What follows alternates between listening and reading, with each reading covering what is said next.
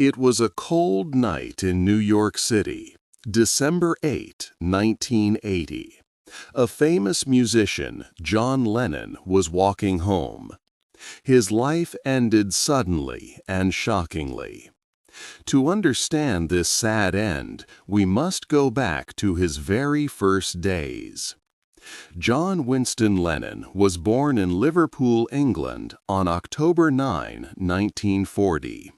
His childhood was difficult. His father was a sailor and often away. His mother, Julia, also could not fully care for him.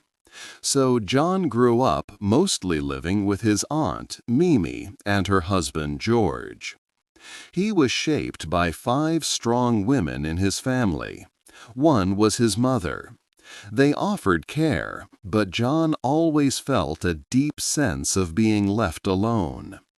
This feeling of abandonment stayed with him. It fueled his art and his anger for his whole life. Then a terrible event changed everything. His mother, Julia, died suddenly. A car hit her while she walked home. This sad moment deeply hurt young John. Her death was a secret key to many of his most important songs. We will understand this mystery better in Chapter 4. From a young age, John was a rebel and a troublemaker. He did not like rules and often challenged authority. This defiant spirit would later push him to challenge the President of the United States. We will learn more about this big confrontation in Chapter 6. After his mother's death, John felt great sadness and anger. He felt lost. But then he got his first guitar. This was more than just an instrument. It was an act of rebellion. This act put him on a path to meet another young songwriter. That meeting would change John's life and the world forever. 2. A new band. John Lennon was a teenager who loved music. In 1956, he started a band. He called them the Quarrymen, named after his school. One day in July 1957, John met another boy, Paul McCartney, at a church party. Paul could play guitar well. John asked him to join the Quarrymen. Paul then suggested his friend George Harrison. George was only 14. John thought he was too young. But Paul insisted. He made George play for John on the top deck of a bus. George played a song called Raunchy. John was surprised by George's skill and let the young kid join the band. The band, now called the Beatles, soon went to Germany. They played many long, hard nights in Hamburg's noisy clubs. They had to perform for countless hours, often staying awake until morning. To keep going, they used special stimulant pills. This was a very difficult and demanding time, but it forged their sound and made their music strong and raw.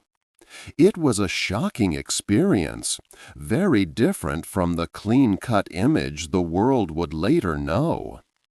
In 1962, Brian Epstein became their manager.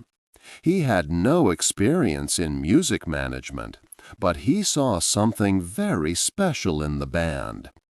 Brian helped them change their look, moving them from leather jackets to sharp, matching suits. John did not like wearing suits at first. He found it too formal. But he agreed, saying he would wear a bloody balloon if someone paid him enough. Brian also harbored a deep hidden affection for John, which was complicated. They even took a mysterious holiday to Spain together, just the two of them. What truly happened on that trip would be revealed much later, in Chapter 5. The band found a new drummer, Ringo Starr. Their new look was ready. The Beatles were on the edge of something big. In October 1962, they released their first song, Love Me Do. They had no idea this single would start a huge global event called Beatlemania. This force would soon be so powerful it could even tear them all apart. 3. The famous Beatles. The Beatles became incredibly famous around the world very quickly. This time was known as Beatlemania. Wherever they played, fans screamed loudly. The noise was so loud that the band could not always hear themselves playing their own music. This constant chaos and touring were very hard for John Lennon. Despite his witty public image, John felt great pressure. He was secretly battling feelings of insecurity and depression. During this period, he gained some weight. He called this his Fat Elvis period.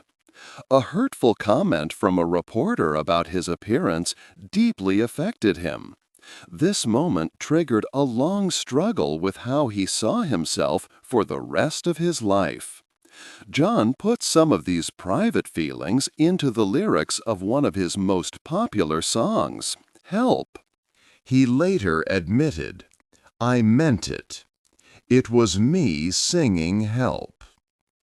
In March of 1965, John had his first experience with LSD, a powerful drug. It was an accident. A dentist secretly put the drug into the coffee of John and George Harrison during a dinner party. This was not just a simple party story. For John, this event was like unlocking a new universe for writing songs, which would lead to many new ideas, as we will see in Chapter 4. However, it also started some problems that would later help to break the band apart. In March of 1966, John gave an interview to a reporter. He made a shocking comment, saying that the Beatles were more popular than Jesus. In England, this remark did not cause much trouble. But 5 months later, when the comment was printed in a magazine in America, it caused a huge uproar. People were very angry. There were protests where people burned Beatles records. John even received threats against his life. This terrible reaction led to a very important and scary decision. The band decided to stop touring forever. Their final concert was in August of 1966. 4. A big change. The Beatles' last concert was on August 29, 1966. After years of constant touring, the band decided to stop. John Lennon was tired of the noise from screaming fans.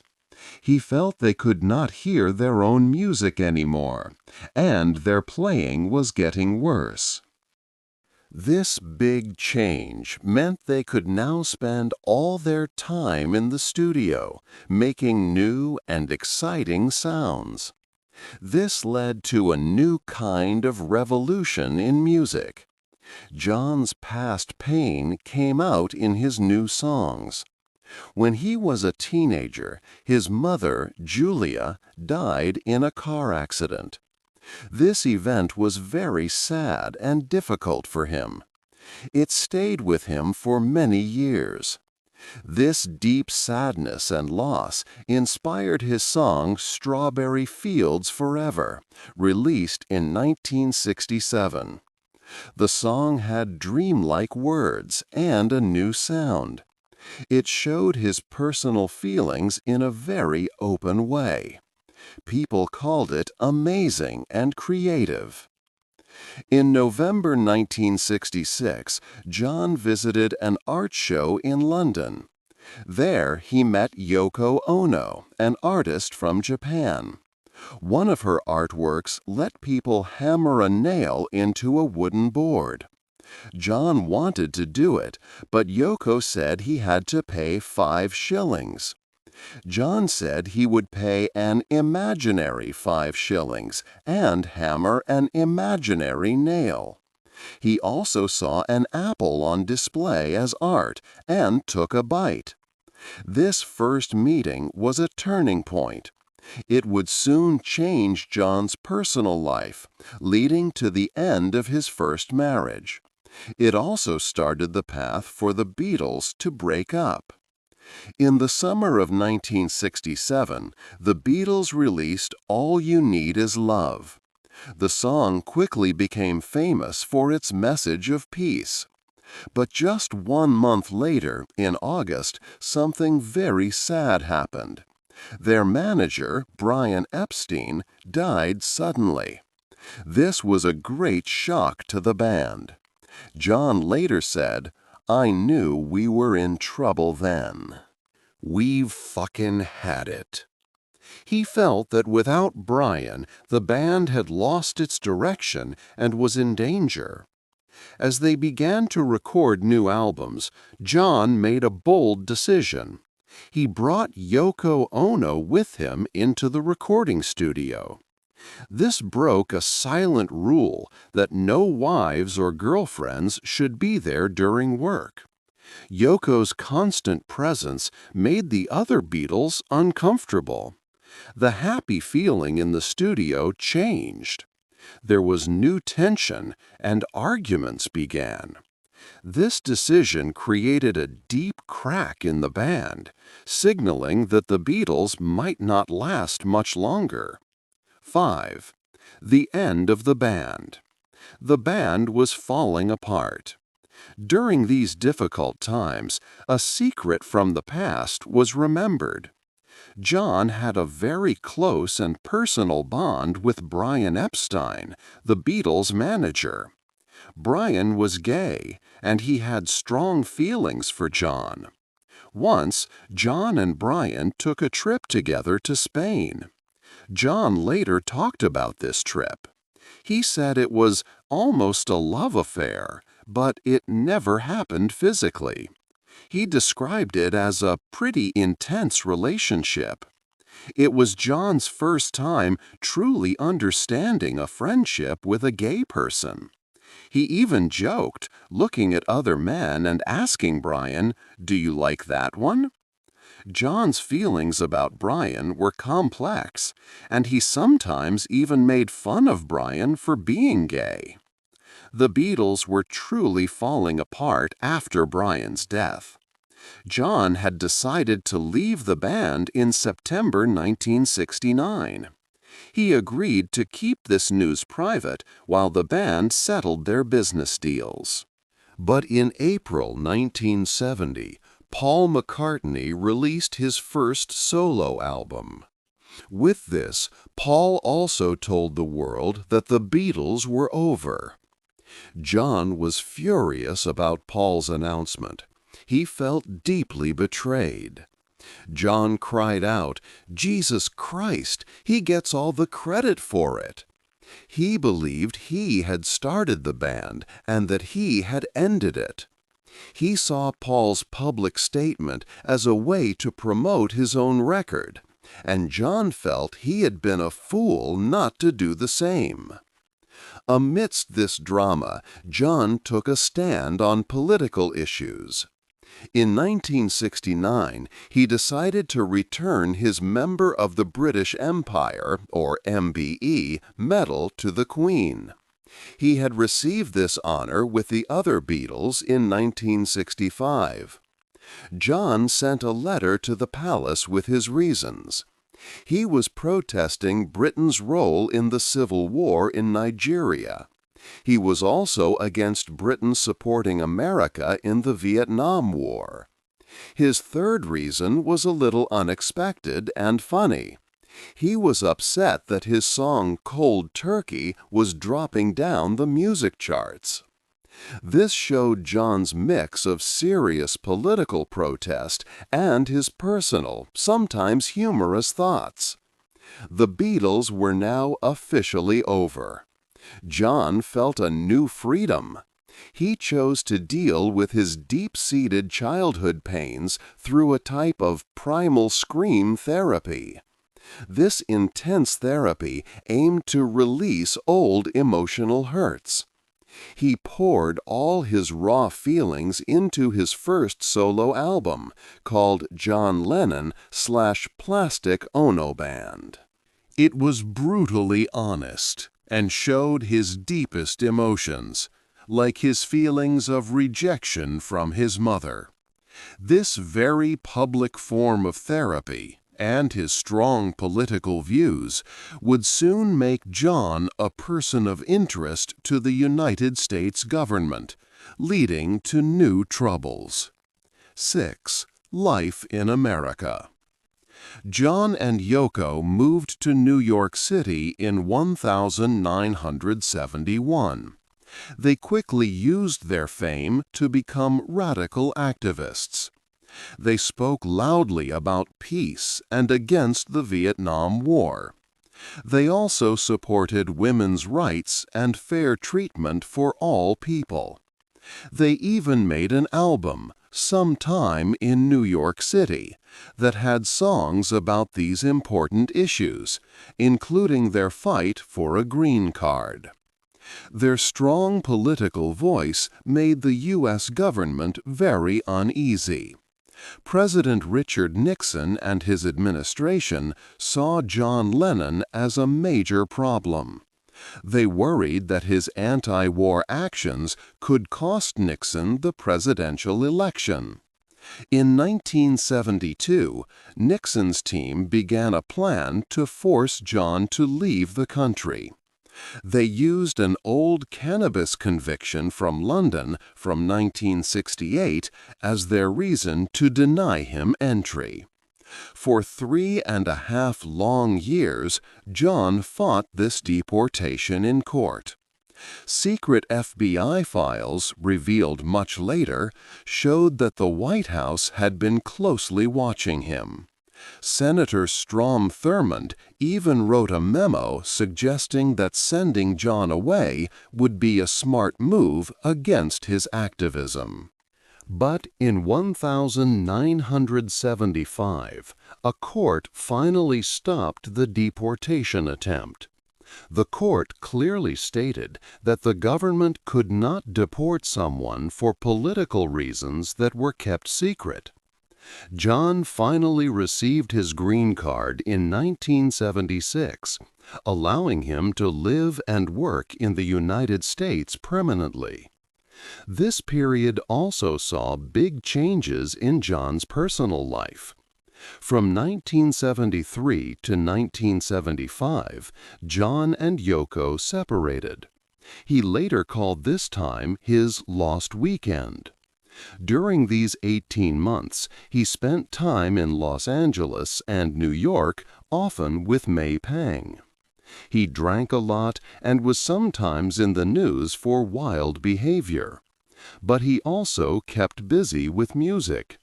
He produced an album for his friend Harry Nilsson called Pussycats. He also made popular songs with other artists. For example, his song Whatever Gets You Through the Night, which featured Elton John, became his only solo #1 hit in America while he was still alive. He also collaborated with David Bowie on the song Fame, which was a #1 hit for Bowie. After these many years of public activism, fighting the government, and living a very open and sometimes wild life, John Lennon suddenly disappeared from public view. For 5 years, the world's most famous rock star was nowhere to be seen or heard making new music. The reason for his quiet departure was more surprising and personal than anyone could have guessed at the time. 7. A Quiet Life. John Lennon took a long 5-year break from making music. This was a surprising choice for such a famous rock star. During this time, he was not seen much by the public. But even during his earlier Lost Weekend, a period of trouble and separation from Yoko, he created some music. One song from that period, Whatever Gets You Through the Night, became very famous. It was a song he made with Elton John, who sang and played piano on it. This song was John's only solo song to reach #1 in America while he was alive. After his Lost Weekend, John decided to live a quiet life. He became a house husband after his son, John Lennon, was born on his 35th birthday in 1975. John wanted to spend all his time with Sean. He stopped being a rock star and focused on his family. He woke up early every day to plan and prepare meals and to spend time with his son. He baked bread, a very different activity from performing concerts for thousands of fans. In 1977, he even said publicly that he and Yoko wanted to be with their baby as much as possible. This quiet life lasted for 5 years. Then something unexpected happened that made John want to make music again. In June 1980, he went on a sailing trip to Bermuda. He was on a 43-foot boat when a big storm hit. Everyone on the boat got sick except John. He took control and guided the boat through the rough seas. This frightening experience made him feel alive and full of new ideas. It brought back his desire to create and write songs. Soon after, John returned to the music studio. He worked with Yoko Ono to make a new album called Double Fantasy. This album showed how happy and peaceful his life had become. He felt complete, enjoying his family and his music. He gave many interviews, talking about his hopes and plans for the future. He was excited about new songs and new beginnings. But John did not know that he had only 3 more weeks left to live. 8. The Final Day. John Lennon's final day, December 8, 1980, began with a strong sense of hopeful energy and artistic purpose. He had recently released his successful album Double Fantasy, a collection of songs that showed his joy and contentment in family life after a 5-year break from music. John felt happy, fulfilled, and excited about creating many new songs with Yoko Ono, full of plans for the future. That day was busy. In the late afternoon, around 5 o'clock, John and Yoko left their home, the Dakota Building in New York City. As they walked out, John met a fan, Mark David Chapman, and kindly signed an autograph for him on a copy of his new album. This was one of John's last public acts. A simple interaction before heading to a recording studio where he continued to work on his music. Later that night, close to 11 o'clock, John and Yoko returned to the Dakota in their limousine. As they stepped out and walked towards the building's entrance, Chapman was still there, waiting. He suddenly shot John Lennon several times at close range. John was severely wounded. Police officers quickly rushed him to Roosevelt Hospital, but tragically, it was too late. John Lennon, at 40 years old, was pronounced dead at 11:15 p.m. The news of his death shocked people all over the world, causing an immediate and profound outpouring of grief from millions of fans, friends, and fellow artists. Yoko Ono released a statement asking for a silent vigil, not a funeral, to pray for John's soul. She requested that, instead of sending flowers, people donate to his Spirit Foundation, honoring his deep desire for peace on earth. In the weeks and months following his passing, John's music became even more meaningful and popular. His album Double Fantasy and singles like Just Like Starting Over quickly soared to #1 on the music charts in both the United Kingdom and the United States. Iconic songs such as Imagine and Happy Xmas, War Is Over also saw a huge rise in popularity, topping the charts again. John Lennon's legacy endures not only as a Beatle, but as a complex, flawed, and brilliant artist, whose powerful message of peace continues to touch and inspire countless people across generations. What part of John Lennon's message of peace do you think is most important for the world today? Hey there! Just a second before you go. If you learned something new today, please give this video a like, write your thoughts in the comments, and subscribe to the channel. It only takes a second, and it really, really helps to create even better English videos for you. Your support means the world. Thank you.